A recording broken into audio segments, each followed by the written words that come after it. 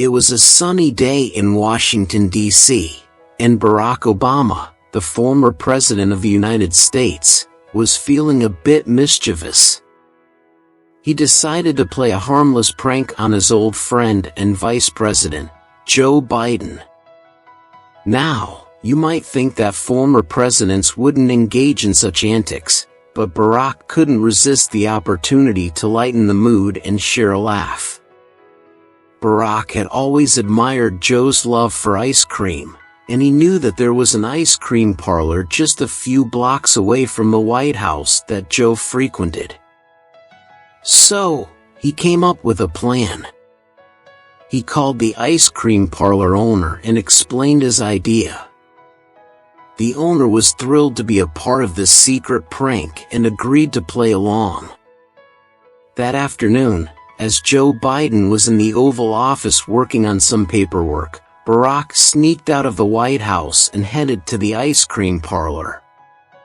He put on a disguise, complete with a fake mustache and a cap, so no one would recognize him.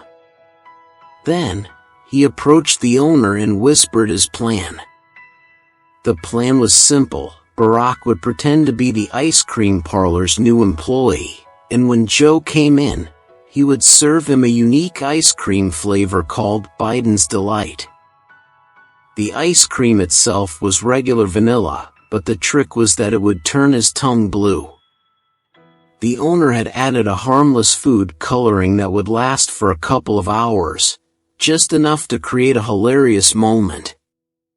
Back at the White House, Joe was starting to feel the afternoon slump and decided it was time for a well-deserved ice cream break. He headed to the ice cream parlor, where he was greeted by Barack, who he didn't recognize in his disguise. "Welcome to Biden's favorite ice cream parlor," Barack said, trying his best to hide his laughter. Joe grinned and said, "Well, you got that right. Give me a scoop of my favorite, chocolate chip cookie dough." But Barack, keeping a straight face, replied, "I'm sorry, Mr. Vice President, but today's special is Biden's Delight. It's our unique flavor, and I highly recommend you try it." Joe raised an eyebrow, intrigued by the new flavor. "All right then, surprise me." Barack handed him a cone with the seemingly innocent vanilla ice cream, and Joe took a big lick. As soon as the blue food coloring made contact with his tongue, Joe's face turned from confusion to shock. "What in the world? My tongue is blue!" Joe exclaimed, his eyes widening in surprise. Barack couldn't hold it in any longer and burst out laughing, removing his disguise to reveal his true identity. "Gotcha, Joe! It's just a harmless prank." Joe laughed too, realizing he had been tricked. "Oh, you got me good, Barack. I should have known better." As they both laughed together, Barack reminded Joe of the moral lesson behind the prank. "Joe, sometimes life can get a bit too serious, and it's essential to find moments of joy and humor. We've been through tough times together, and it's moments like this that help us remember to cherish the lighter side of life."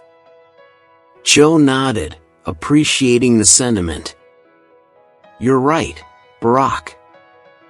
We've faced challenges, and it's easy to forget to have some fun along the way. Thanks for the reminder." From that day forward, Joe and Barack made a pact to inject more humor into their lives, even amidst their busy schedules. They started playing pranks on their staff, shared funny stories during meetings, and even had a joke of the week competition. Not only did it lighten the atmosphere in the White House, but it also brought them closer as friends. The moral of the story is that even in high-pressure situations and important positions, it's crucial to find opportunities to laugh and share joy with those around us. Humor can be a powerful tool to alleviate stress, build camaraderie, and create lasting memories.